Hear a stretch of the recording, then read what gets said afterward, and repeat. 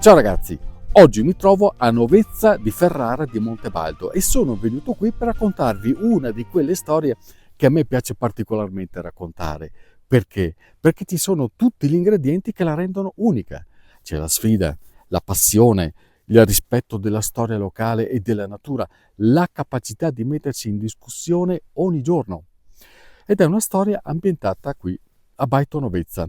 Una struttura storica, un baito per l'appunto. Pensate che per molto tempo è stato utilizzato per la produzione di formaggio, con annessa sala di stagionatura, vicino c'era anche la stalla e tra poco qui torneranno anche le vacche a pascolare non appena le condizioni ovviamente lo permetteranno.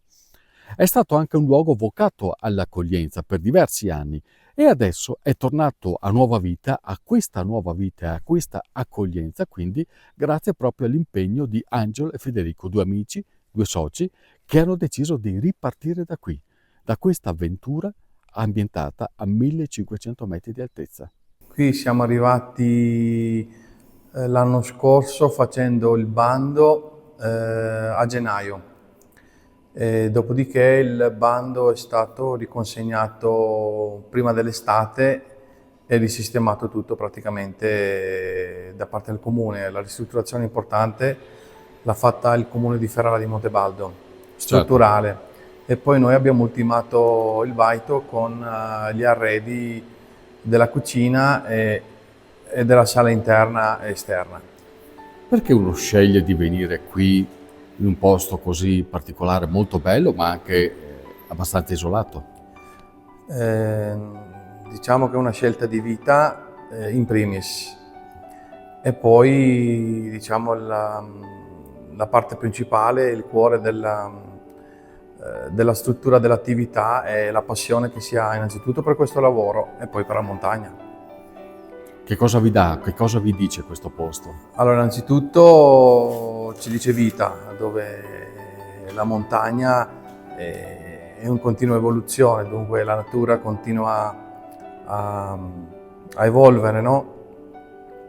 E poi da lì troviamo anche spunto per preparare i piatti e portare avanti questo progetto, che è una scelta di vita in primis.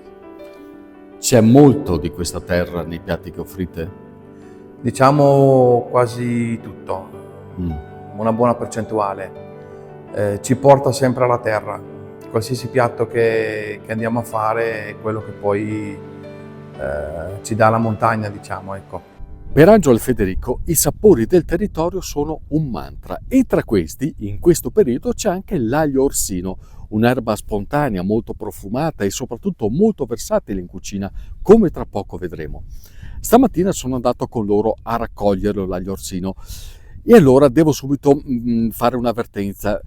Angelo e Federico sono autorizzati, quindi questo significa che è una raccolta regolamentata, ovvero per andare a raccoglierlo bisogna fare richiesta in comune e poi si può andare.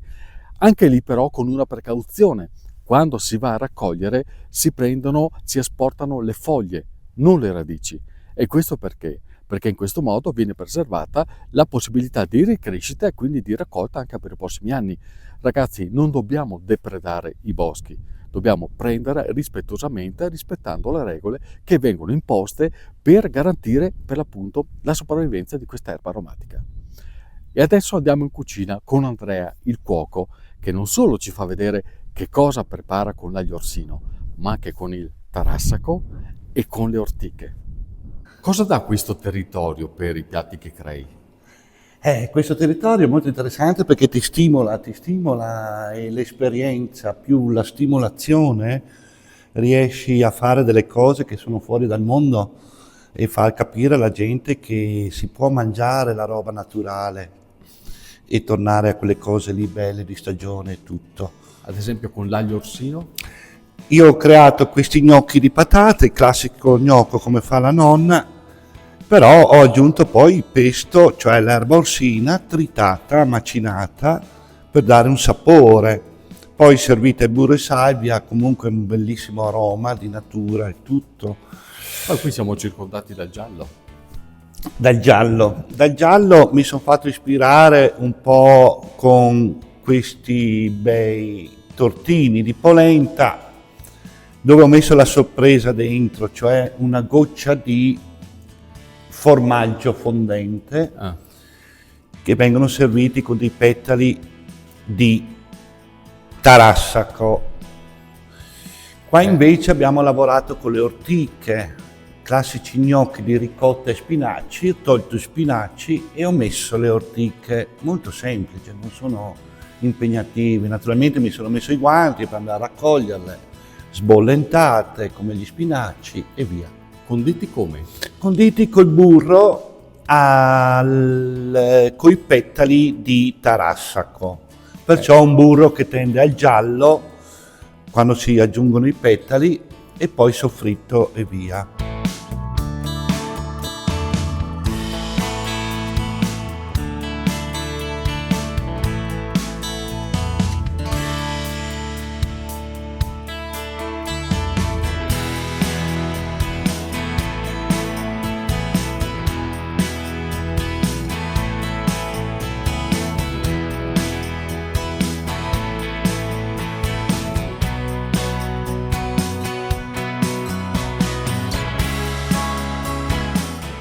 E per esempio anche una cremina di formaggi con erba cipollina, che anche qui troviamo in giro, da spalmare finché il cliente aspetta, insomma, di essere servito e tutto.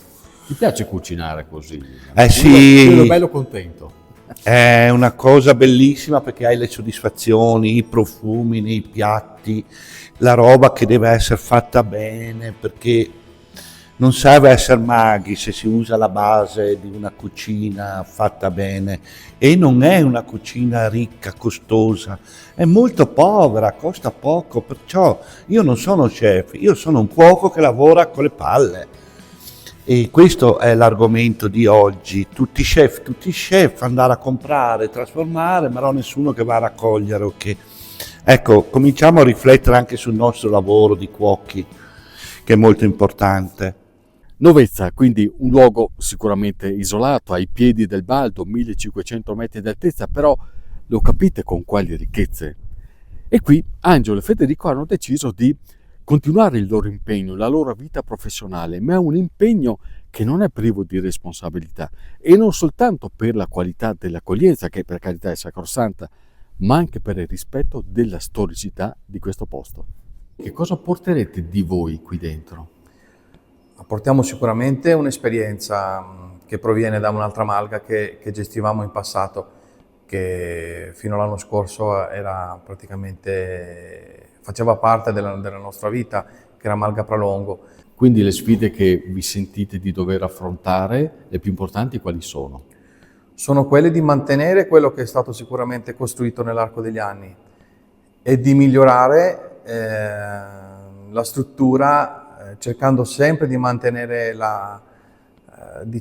l'originalità e soprattutto il legame che ha il territorio con il Baito, perché è un continuo di persone, di passaggio, che continuano a dirci: qua abbiamo imparato a sciare, qua venivamo a prendere il formaggio, qui venivamo... Era un punto di ritrovo, diciamo, è un punto che la gente ha tenuto sempre presente, ecco. E che adesso voi volete quindi restituire. Certo. Ragazzi, questi sono gli splendidi piatti e loro sono i protagonisti di questa rinascita del Baito Novezza. Andrea lo chef, Federico e Angelo. Ragazzi, auguri per il proseguimento di questa avventura che è iniziata l'anno scorso, quindi sono freschi, ma se le premesse sono queste, adesso no, anche loro hanno un difetto, no? Ho detto brindiamo, no? A chi non hanno dato il bicchiere? Adesso qua, no, adesso bagno gratis. Ecco, ciao ragazzi, ci vediamo.